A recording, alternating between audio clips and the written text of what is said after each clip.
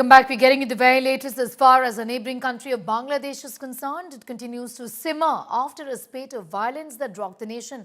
Tense calm prevails in Bangladesh and after Usman Hadi's killing, another youth leader, Motalev Sikder of National Citizens Party, has been shot. His condition is critical, is currently undergoing treatment. Sikder was one of the prominent faces for the upcoming elections in February and was working to organize a rally in Khulna in a few days. Former Prime Minister Sheikh Hasina slammed the Unrest government over its failure to control the violence and protect minorities. Hasina slammed the interim government in Bangladesh and said Unrest was powerless to stop the attacks on diplomatic missions. Meanwhile, the probe in Usama Hadi's killing is underway and police have identified the prime accused, Faisal Karim Masood. A lookout notice has been issued against him. Police have also seized 67 lakh from his accounts. Meanwhile, the family of Deepu Das, who was lynched by the Islamist mob over charges of blasphemy, has demanded capital punishment for the accused.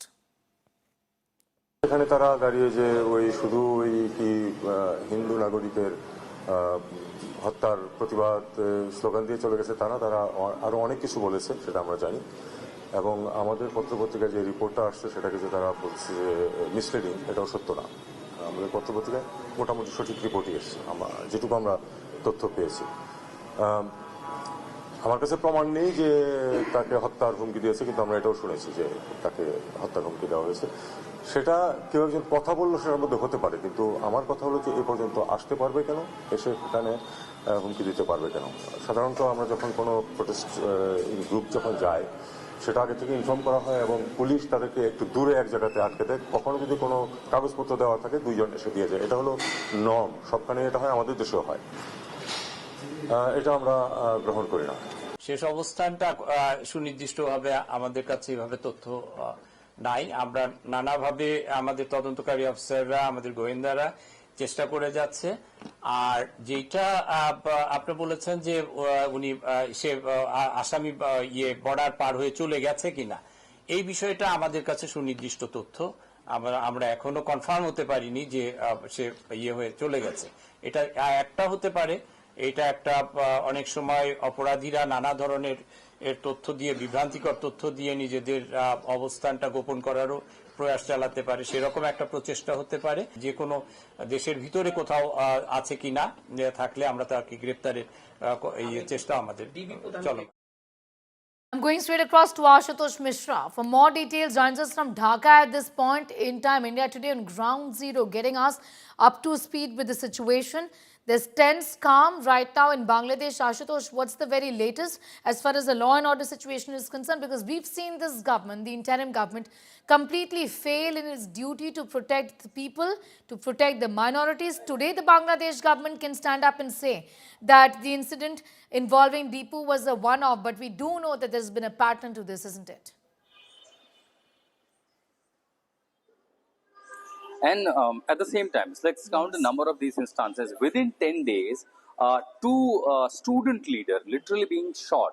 Hadi died in Singapore during treatment, and Motalev, who was the NCP leader, NCP which was found by Nahid Islam, who was the key face of this whole July uprising movement. And these young leaders who were announced to contest more than 100 seats so far, and he was to organize. The leader who was caught was a youth face of Khulna district, and Motalev was shot by the unknown people.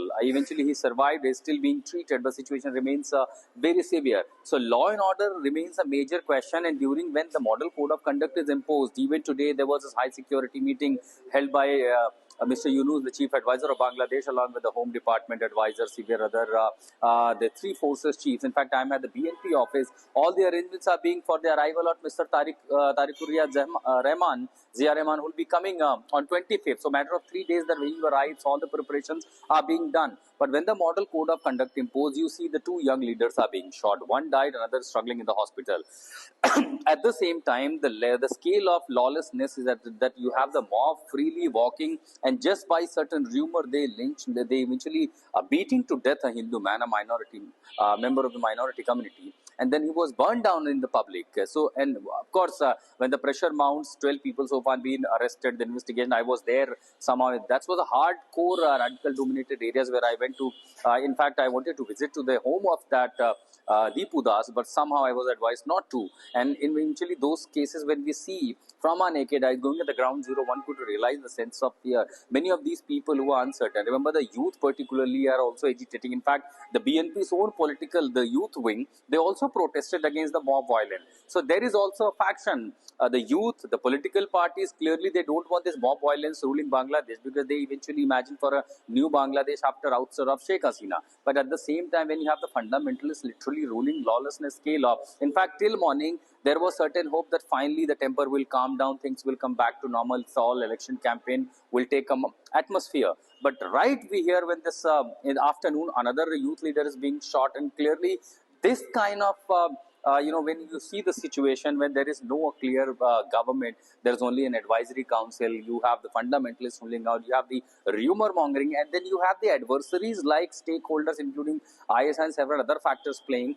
Then it is bound to happen what we are seeing, the soaring relationship between India and Bangladesh. But moreover, it is trouble for the Bangladesh itself, for the people. What they expected, what is unfolding, and clearly still 1.5 months left for the general elections, and at the same time voting on the referendum. That remains a major challenge, not only for the current interim administration, but also the man you see me right behind, which is now at large is being believed that who could be Tariq-ur-Rahman, would be the next Prime Minister of Bangladesh after the voting, because BNP is the being largest party. Khalida Zia remains unwell and he's returning back. So there are major challenges before the current interim government, and there are major challenges ahead for all the political stakeholders in Bangladesh, because there are many fronts. When you see the mob lynching, when you see the mob violence, when you see the escalation protest, just minutes ago I visited the founding father residence, which is turned into a rubble, and then at the same time you see the minorities being linked. So there are several questions towards Bangladesh, that is this the new Bangladesh that the people dreamed of during the July uprising? I'm going to leave it there for the moment. Ashutosh Mishra getting in those details and telling us about the current situation, then putting this into perspective. Now, India Today also brings you a ground report from the top of hardliners in Bangladesh, Mymensingh, where a Hindu man, Deepu, was lynched to death, his body burned in front of a crowd. Take a look at the sequence of events here. I'm in the Mymensingh area. I remember the Mymensingh where exactly Deepu Das was lynched by the mob. He was burned in a square at a public place. 10 people have been arrested, including the floor manager of his company. So Mymensingh looks like mostly the industrial area. And the remote areas of Mymensingh is also known for the bastion for the hardliners. And that makes extremely difficult for any foreign nationals or a foreign journalist or anyone who speaks Hindi or non-Bangla even to go in that area. I remember across the section, the people have criticized in Bangladesh as far as mob lynching is concerned. There have been agitation, protest against that, particularly by the minority Hindus. But at the same time, the kind of free fall the fundamentalists are enjoying in Bangladesh remains under question and being questioned on the Yunus administration as far as the current situation is concerned. That looks like totally industrial area, market, a rural belt of the Mymensingh area, which is around 80 kilometers from the capital Dhaka. So when Deepu Das was working exactly in this factory of Pioneer Knitwears in Mymensingh, so this is Valuka area of the Mymensingh, we have somehow reached in the bastion of the hardliners in this area. So eventually there was a rumor that he made some blasphemy comments. Remember, the Valuka police that is investigating the case have confirmed that there have not been such instances. They have not found any evidence to corroborate that he really made any blasphemy comment. And he was dragged out from this gate. Eventually we have seen those visuals. The mob was coming in a huge number. He was dragged out of this gate and they took him, the beating up to death, and they took to nearby to the chalk where he was burned. The incident that shocked the whole world. So ये वो पेड़ है Mymensingh में जहाँ पर दीपू दास को लाया गया था और यहाँ जला दिया गया था. इसी पेड़ पर दीपू दास को बांधा गया था. ऊपर की पत्तियां जली दिखाई दे रही हैं, नीचे के अवशेष साफ कर दिए गए हैं. अब से थोड़ी देर पहले यहाँ पर जो ढाका पुलिस है और इसी के साथ जो वोकला पुलिस है, वोलुका पुलिस, उसकी डिटेक्टिव ब्रांच आई थी जांच के लिए. इन्वेस्टिगेशन चल रहा है और यहाँ तमाम सारे लोग थे. शाम का समय था, दुकानें खुली थी, लेकिन अब कोई इस पर बात नहीं करना चाहता. और इसी पेड़ के नीचे दीपू दास को बेरहमी से पीट कर मार दिया गया और जला दिया गया. Amid the tense calm in Bangladesh, India Today brings you this exclusive report on the situation of Awami League leaders after the ouster of Sheikh Hasina. Listen in.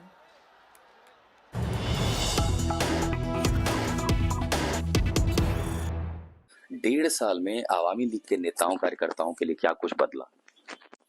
नहीं, यहाँ पर आवामी लीग की हर नेता के लिए बचना बहुत डिफिकल्ट हो गया है।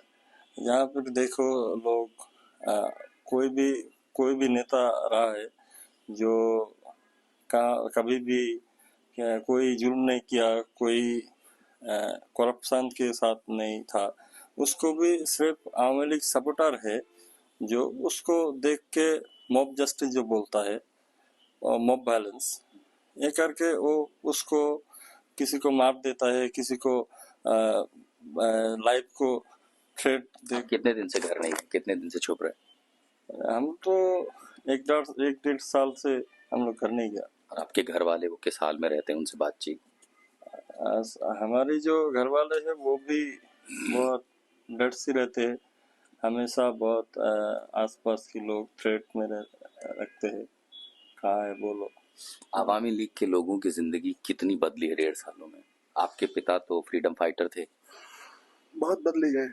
मैं I can't see my father almost 1 year 2 months। मेरा घर पे अटैक हुई है, मेरा फादर के ऊपर अटैक हुई है, जो इस देश के लिए सब कुछ त्याग करे। तेरा इस लाइफ ना, मैं इमोशनल हूँ राइट नाउ। इस मुल्क में जो चलिए ना, बर्मा पे मॉग है ना, मगर मुल्क है।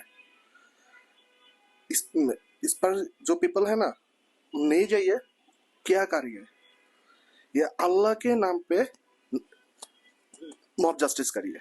आवामी लीग के जो लोग थे उन पर भी तो यही एलिगेशन था कि जब आप पार्टी में थे आपने लोगों पर जुल्म किए, लोगों को गिरफ्तार किया, बेवजह उनको सताया, सप्रेस किया। यही आरोप तो शेख हसीना की सरकार पर लगा था, जिसलिए लोग सड़कों पर उतरे थे। इसके लिए जो बोलता है যে আওয়ামী লীগ কিভাবে ট্যাগ লাগিয়ে তো সে এই বাংলাদেশ पर नहीं था रहेगा। तो दिस सिचुएशन मैटर करे যে আওয়ামী লীग के लोग देखो को उसको मार देगा, देखते ही मार देगा, देखते को मार देगा। मॉब वायलेंस का डर लगता है अब यहाँ रहने में। डर लगता है।